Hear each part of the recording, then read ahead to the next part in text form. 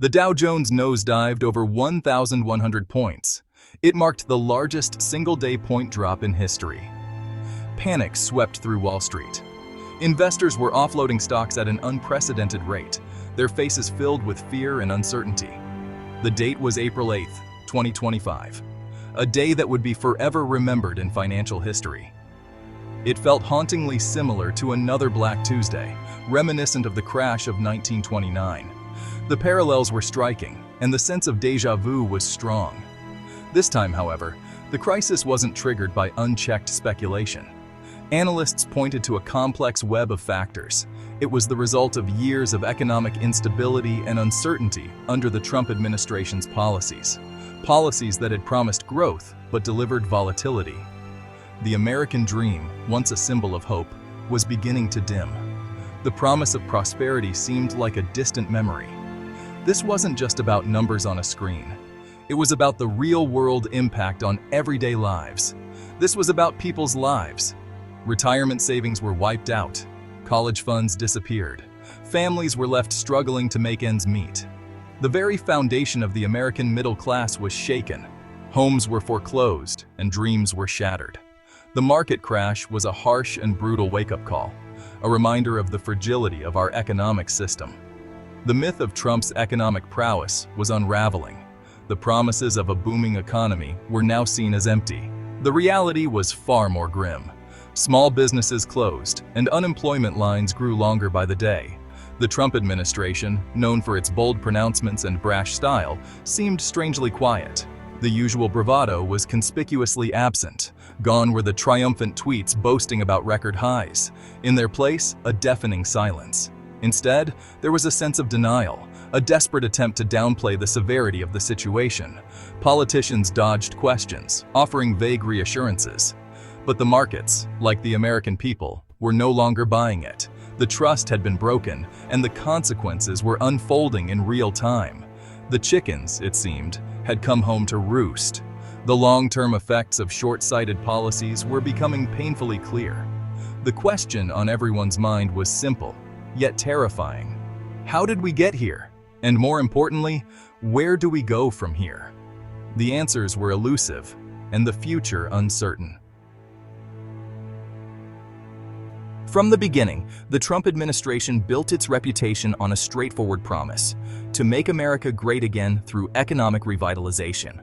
This revitalization was to be achieved through a series of bold economic policies that were promoted as transformative. Tax cuts for corporations and the wealthy were presented as the ultimate solution, a rising tide that would lift all boats. The administration claimed that by reducing the tax burden on the rich and powerful, investment would surge, jobs would be created, and wages would rise for everyone.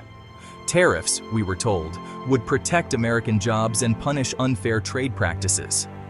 The idea was to bring manufacturing back to American soil, revitalize the industrial heartland, and reduce the trade deficit. Regulations were slashed, freeing businesses to unleash a torrent of economic growth. The administration believed that by cutting red tape, businesses would be able to operate more efficiently, innovate more freely, and compete more effectively on the global stage. But the promised boom never materialized.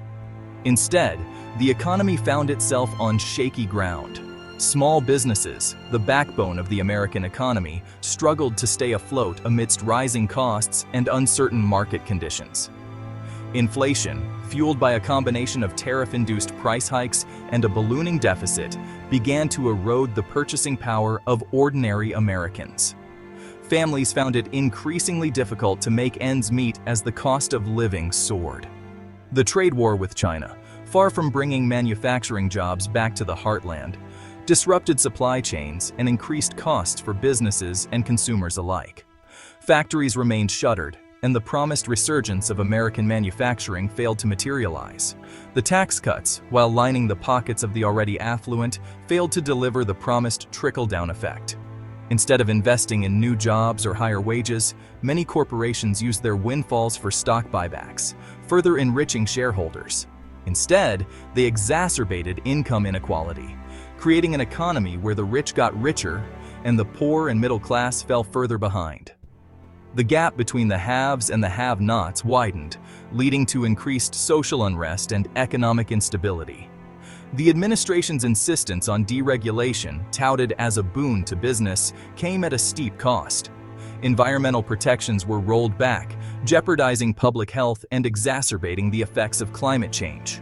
Environmental protections were rolled back, jeopardizing public health and exacerbating the effects of climate change. Communities across the country faced increased pollution and health risks as a result. Financial regulations were loosened, sowing the seeds for future instability. The deregulation of the financial sector raised concerns about the potential for another economic crisis, similar to the one experienced in 2008. The cracks in the Trump economic narrative were becoming impossible to ignore.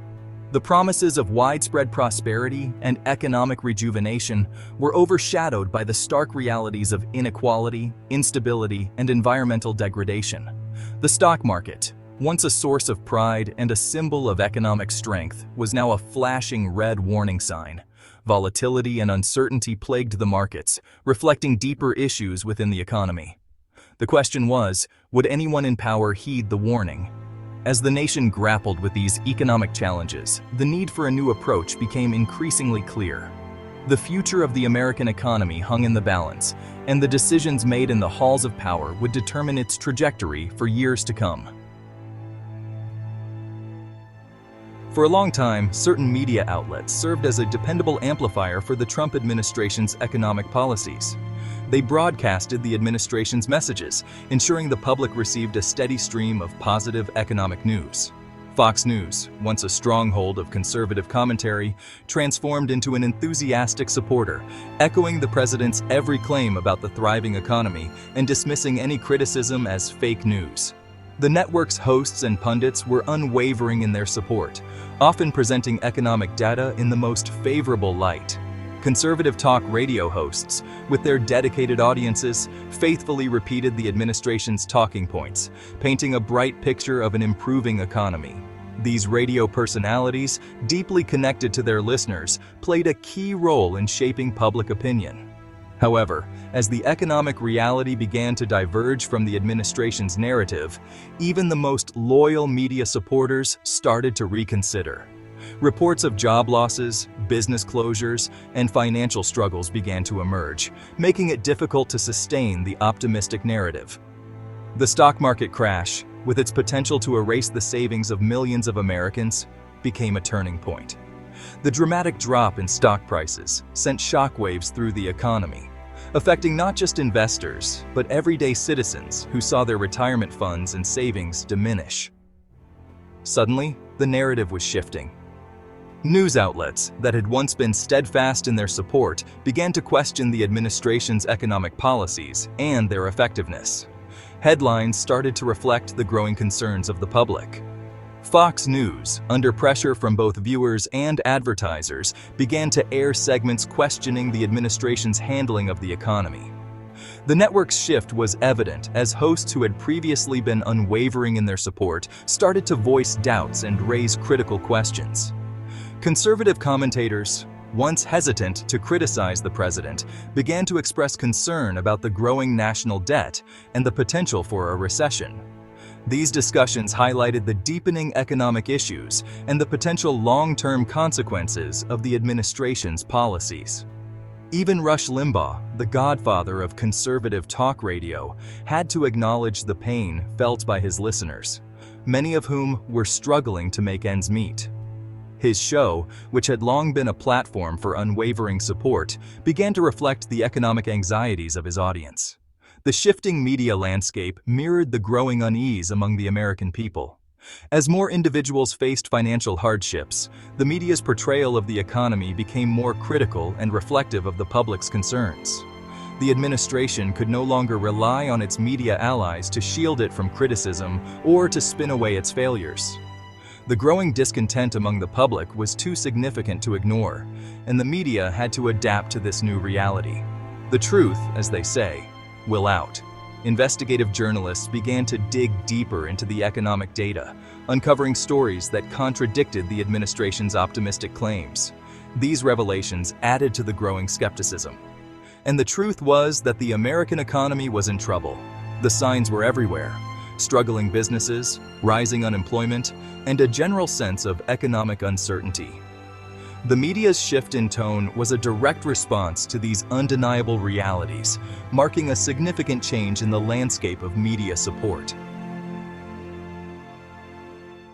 Wood County, West Virginia. Once a hub of American manufacturing, now a representation of a neglected heartland. The narrative of Wood County mirrors that of numerous communities across the nation, where the dream of a manufacturing revival fell flat. Factories lie dormant, relics of a past era. Trump vowed to bring back jobs. He accused China of taking away American jobs. The residents of Wood County, many of whom supported Trump, believed his promises. They trusted a leader who pledged to revive their livelihoods. But the jobs never returned. The tariffs, instead of penalizing China, ended up harming American businesses and consumers. The trade war, contrary to Trump's claims of it being easy to win, only led to higher prices and increased uncertainty. The manufacturing jobs Trump promised either never appeared or were taken over by robots and automation. Wood County's story is a snapshot of the unfulfilled promises that have characterized the Trump era. It's a clear reminder that economic distress cannot be resolved with empty promises or by blaming other countries. It demands real solutions, thoughtful policies, and a dedication to investing in the American workforce.